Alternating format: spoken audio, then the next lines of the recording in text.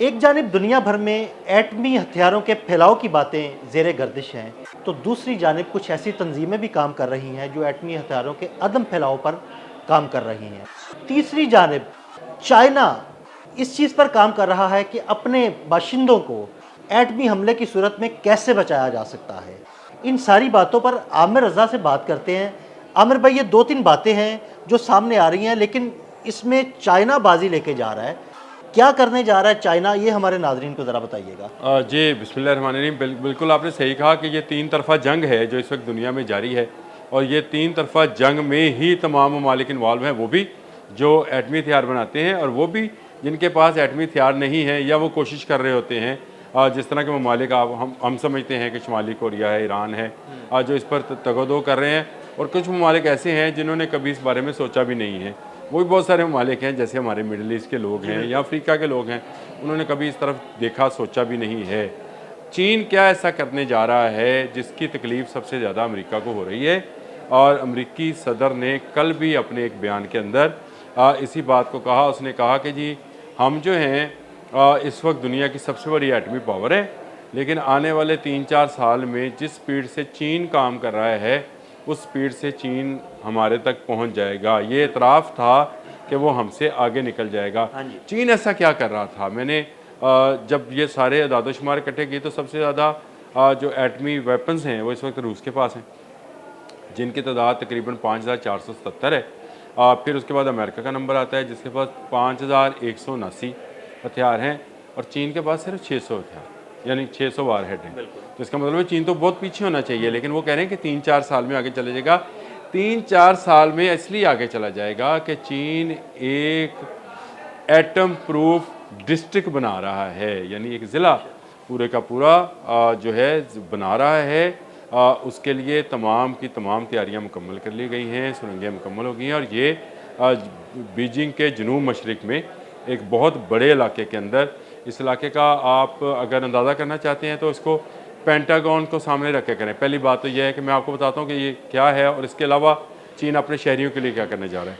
Pentagon को जहन में रखें। पेंटागन दुनिया में सबसे बड़ा ऑफिस है। अगर एक जगह पर अगर आपने ऑफिस देखना हो कि उसकी राहदारियों की जो लंबाई है वो 27 किलोमीटर है, बहुत बड़ी। और ये डिज़ाइंड इस तरह से है कि आप एक से दूसरे में 7 मिनट में पहुंच जाते हैं।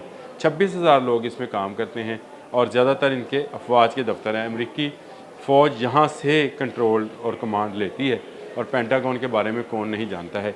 ये पेंटागन से 10 गुना बड़ा डिस्ट्रिक्ट बनने जा रहा है। यानी एटमी हमले से बचने के लिए ज़ेरे ज़मीन शहर। जी ज़ेर ज़मीन शहर है। ये मैंने अगर डिस्ट्रिक्ट कह रहा हूँ तो इसका मतलब एक ज़िला है पूरे का पूरा, जो कि ज़ेर ज़मीन बन रहा है, और इसके अंदर तमाम वो फैसिलिटीज़ जो एक मुतहर्रिक फ़ौज को चाहिए होंगी वो मुहैया की जाएंगी। यानी इनके लिए पानी जो है वो कैसे मुहैया होगा, इनकी ऑक्सीजन एटमी हमले की सूरत में कैसे वहाँ पे खुद क्रिएट की बनेगी। यानी ये ऑक्सीजन बाहर से लेने की ज़रूरत नहीं है, बाहर से लेंगे तो तापकारी आएगी ना उसमें।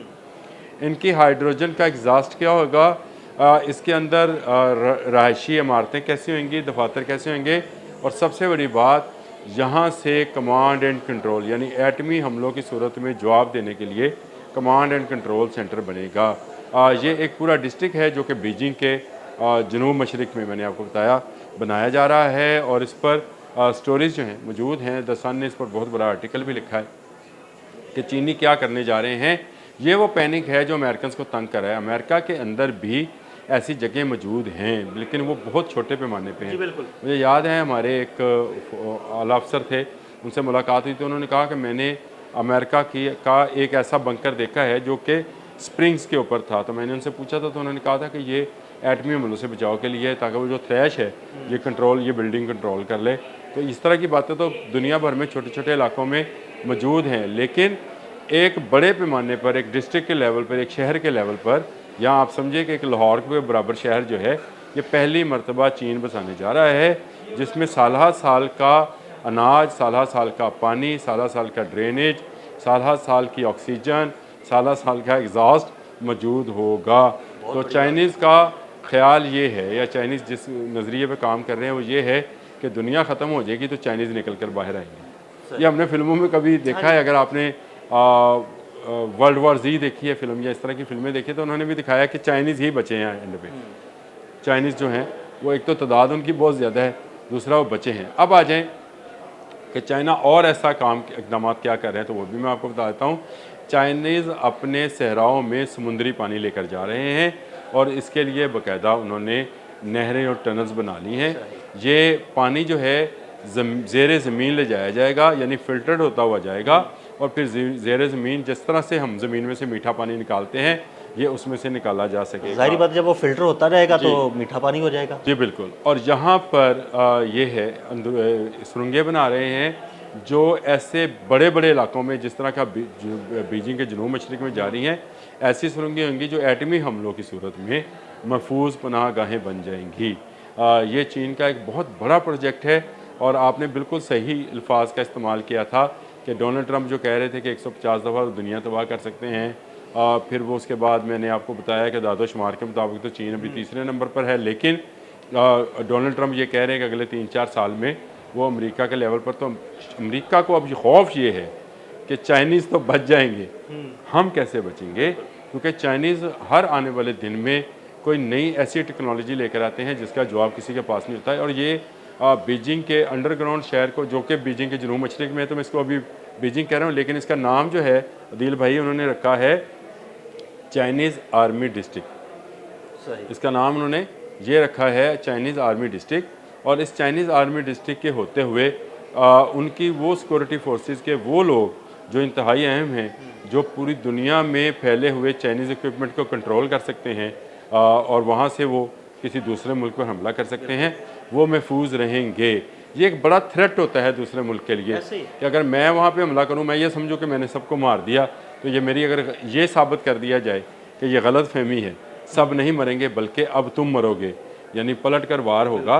तो ये एक खौफ है जो इस वक्त अमेरिकी सदर डोनाल्ड ट्रंप को भी है, पेंटागन जिसके 5 कोने हैं बिल्डिंग के उसको भी है, और वहाँ पर मौजूद जो थिंक टैंक्स काम कर रहे होते हैं दिन रात। मैंने 26,000 लोगों को बताया, तो 26,000 में से तकरीबन वहाँ पे इस वक्त भी 25 के करीब ऐसे थिंक टैंक्स हैं जिनका काम सिर्फ सोचना है। और वो सोच रहे होंगे कि चाइनीज़ क्या से क्या बनाए जा रहे हैं।